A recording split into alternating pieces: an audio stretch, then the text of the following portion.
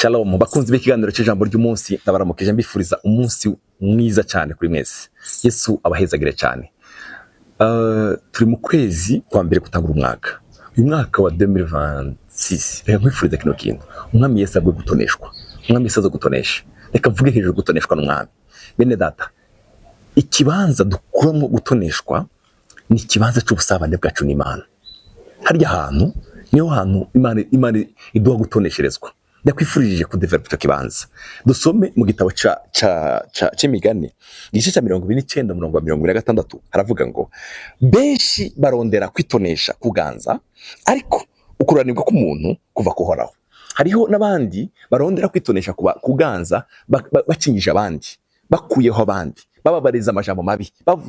Umva, nimba uri muri abo bantu ushaka gutoneshwa kuri shefu ariko wabanje kuvuga abandi nabi, umunsi umwe bya bitutsi byose bizogusubiraho.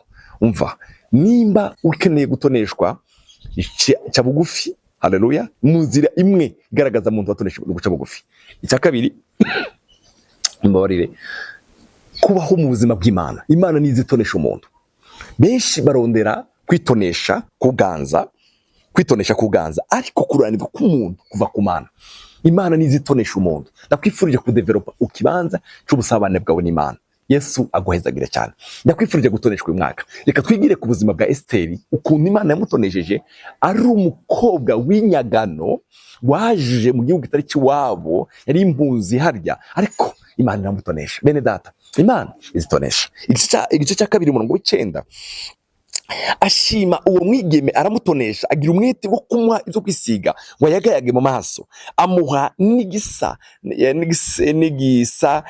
yagerewe, amuha n'abakobwa ndwi atoranije mu rugo rw'umwami, aramwunguruza bo n'abo bakobwa amushira aharusha abandi kuba heza muri iyo nzu y'abigeme.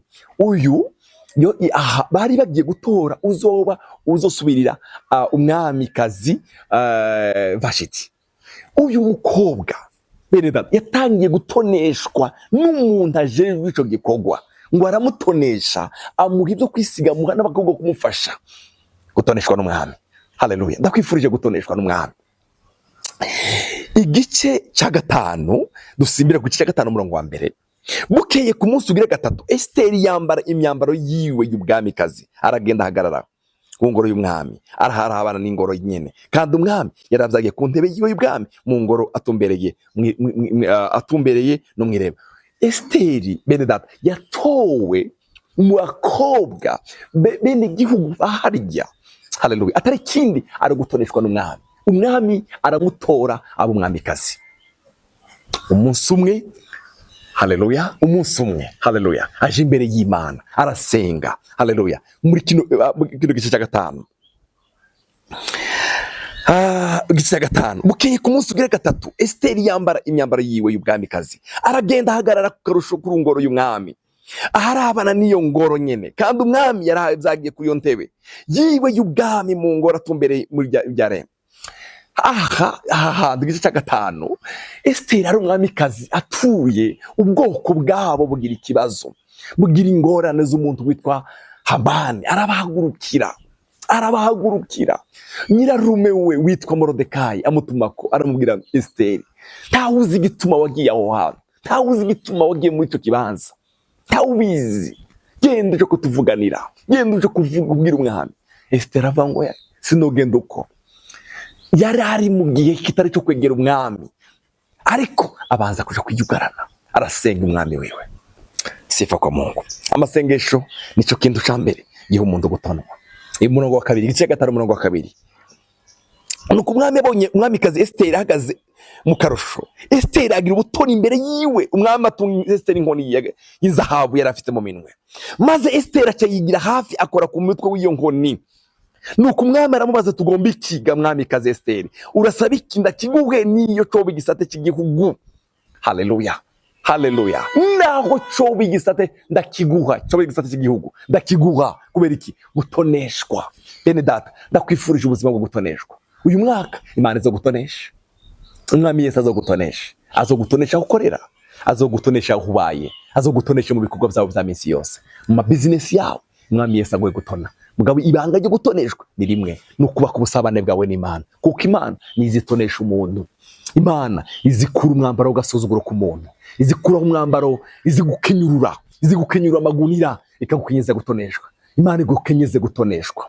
Imana igutoneshe mu kazi kawe, mu bikorwa byawe bya misi yose, abana bawe Imana ibatoneshe. Sifa kwa Mungu. Haleluya. Bene data, umwami abaza Esteri ngo naho cyo bigisata kigunda kiguha kubera iki? Gutoneshwa. Amen. Ndakwifurije ubuzima bwo gutoneshwa. Esteri yaratoneshejwe, aba umwamikazi. Esteri yaratoneshejwe, atabara ubwoko bw'iwabo, atabara ubwoko bw'iwabo kubera iki? Gutoneshwa n'Imana. Reka mbabwire uwundi mugabo umwe hano witwa Nehemiya, igice cya 2 umurongo wa 4. Nuko umwami arambaza ati none ugomba iki? Nca ndasenga Imana nyene ijuru, maze nisha umwami nti niba bishima mugenzi kagira ubutoni imbere yawe, ico ngusaba no kugira ngo undungike Buyuda mu gisagara kirimo imva z'abasokuruza, subire ndacubake. Kandi umwami azagiye ngaho ko ari kumwe n'umwamikazi wiwe. Nuko arambaza ati urugendo rwawe ruzoba rw'imisi ngahe kandi uzogaruka ryari? Nuko umwami yemera kundekura, nanje ntandagenda ntandabigira, ndamubwira igihe. Haleluya. Umurongo w'indwi, ndaheza ndamubarira nti niba bishimaga mugenzi, mpabwe n'ibyete nshire ibyegera byawe zo hakurya y'uruzi, kugira ngo bemere kumba inzira nshike i Buyuda. Bona icete nshira Asafu umurinzi arinda ikibare cyawe, kugira ngo ampe ibiti zo kubaza ibikingi by'amarembo y'igihome n'abashibamyi cyo ku ngoro, bo n'ibyuzitiro by'igisagara n'iby'inzu zobamwo. Nuko umwami abinyemerera, abitewe n'ikiganza cyiza cy'Imana yanjye cyari kurije. Haleluya. Mwami Yesu, ndagusengeye mukundwa uri kurankurikirana, umwami Yesu aguye gutonwa. Imana iguye gutoneshwa. Imana igutoneshe. Imana igutonesha. Yatonesheje Nehemiya imbere y'umwami. Haleluya. Imana igutoneshe kuba gukoresha abukorera abakozi bawe. Imana batoneshe. Ndagusengeye Imana iguye gutoneshwa. Muri ya dosiye ukeneye icyaka dushaka, ndakwifurije ngo Imana igutoneshe. Imana iguye gutone bene ntakende bizagaragara ejo ubutone. Nehemiya ageze imbere y'umwami, umwami aramubwira ngo ushaka iki? Niko ukeneye? Aramubwira ngo nkende kushaka kubaka iwacu. Haleluya.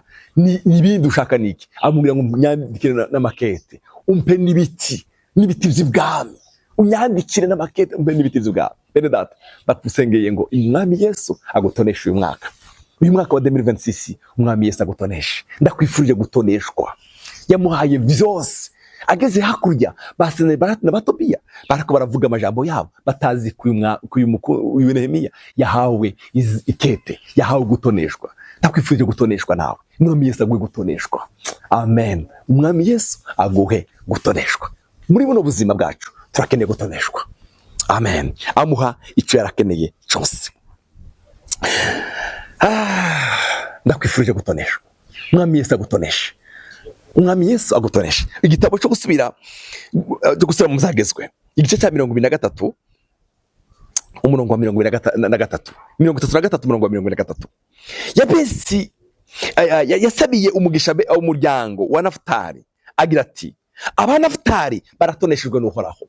Ndakwifurije gutoneshwa n'umwami. Umwami Yesu agutoneshe. Haleluya. Yabasezeranishe ko imigisha umugabane wabo uramanuka ukagera ku kiyaga cya Gereyari. Haleluya.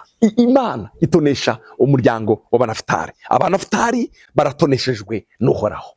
Ndasenze mu mwami Yesu agutoneshe mu zukora, agutoneshe mu kazi kawe, kakazi kawe gato yikora, kakazi ka business kawe, ibikorwa by'Imana ukora, umwami Yesu agutoneshe. Bene data, iyo umuntu ariko arakorera muri favere y'Imana biragenda neza. Yesu aguha umugisha, aguhe favere idasanzwe mu bikorwa byawe bya misi yose. Data, turagushimiye, ni wowe uzukuza umuntu. Ijambo ryawe ryavuze ngo gutoneshwa k'umuntu ntago bivuga Iburasirazuba cyangwa Iburengerazuba, biva kuri wewe. Watonesheje Esteri mu gihugu kitari cy'iwabo, watonesheje Nehemiya, wavuze kuri bene Nafutali, bavuga ngo baratoneshejwe. Ndasengeye uyu muntu uri kurankurikirana umutoneshe.